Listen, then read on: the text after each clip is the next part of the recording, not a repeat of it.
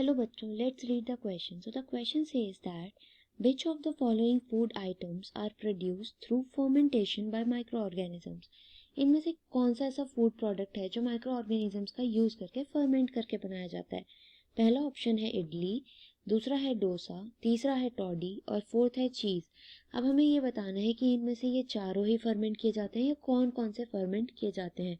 तो ऑप्शन दे रखा है फर्स्ट, सेकंड एंड थर्ड, यानी इडली, डोसा और टॉडी, या फिर फर्स्ट, थर्ड एंड फोर्थ यानी इडली, टॉडी और चीज़, या फिर सेकंड, थर्ड एंड फोर्थ यानी कि डोसा, टॉडी और चीज़, या फिर ऑल ऑफ दीज, यही चारों के चारों प्रोडक्ट्स। तो पहले हम समझेंगे दैट की कॉन्सेप्ट।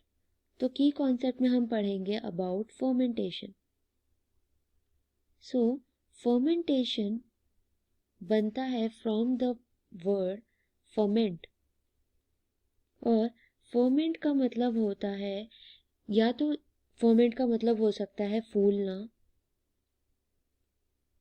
या फिर फर्मेंट का मतलब होता है कन्वर्जन भी, यानी कि conversion of sugar into alcohols, इसको भी फर्मेंटेशन ही कहा जाता है। तो फर्मेंटेशन एक तरह का केमिकल प्रोसेस है। केमिकल प्रोसेस इसलिए कहा जाता है क्योंकि इसके अंदर जो है प्रोडक्ट्स जो है वो चेंज हो जाते हैं। अब जैसे क्योंकि शुगर अल्कोहल में कन्वर्ट हो रहा है, तो it's basically total a chemical process and they release chemicals. इसके अंदर केमिकल्स भी रिलीज होते हैं, यानी गैसेस वगैरह रिलीज होती हैं।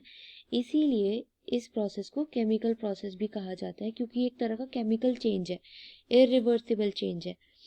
तो फर्मेंटेशन क्या है?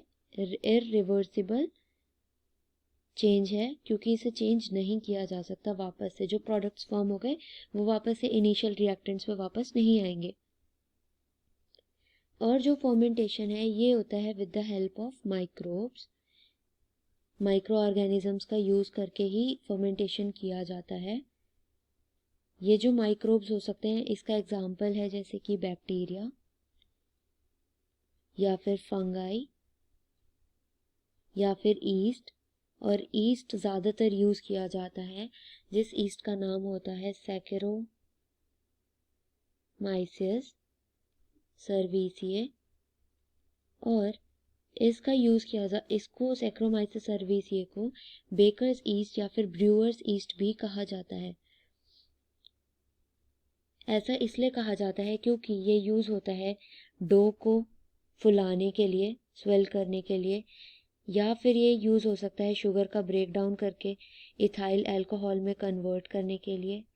अब इसमें जो रॉ मटेरियल्स होते हैं, यूज़ होते हैं फर्मेंटेशन में, जो भी रॉ मटेरियल्स, वो बहुत हो सकते हैं, जैसे कि ग्रेप्स हो सकता है, राइस हो सकता है, या फिर इसके अंदर ब्लैक ग्राम का यूज़ किया जा सकता है, चने का, काले चनों का यूज़ किया जा सकता है, सोयाबीन का यूज़ किया जा सकता है, या फिर और भी तरह के फ्रूट्स होते हैं उनका यूज़ किया जा सकता है, या फिर इसके अंदर ऑल्सो सीरियल्स का, पल्सेस का भी यूज़ किया जाता है, या फिर इसके अंदर चिकपी का यूज़ किया जा सकता है। बहुत सारे ये तरह के रॉ मटेरियल्स हो सकते हैं जिनको अल्कोहल में कन्वर्ट किया जा सकता है, या फिर डो की फॉर्म में कन्वर्ट किया जा सकता है, या फिर पेस्ट की फॉर्म में कन्वर्ट किया जा सकता है। तो अब जैसे फॉर एग्जांपल क्या क्या प्रोडक्ट्स बनाए जा सकते हैं, जैसे कि विस्की है, बियर है, rum, then there is wine, toddy जो कि एक साउथ इंडिया में प्रिपेयर होने वाला ट्रेडिशनल ड्रिंक है।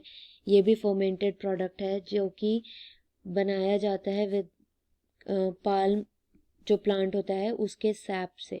उसके सैप को फर्मेंट किया जाता है और फिर टॉडी बनती है।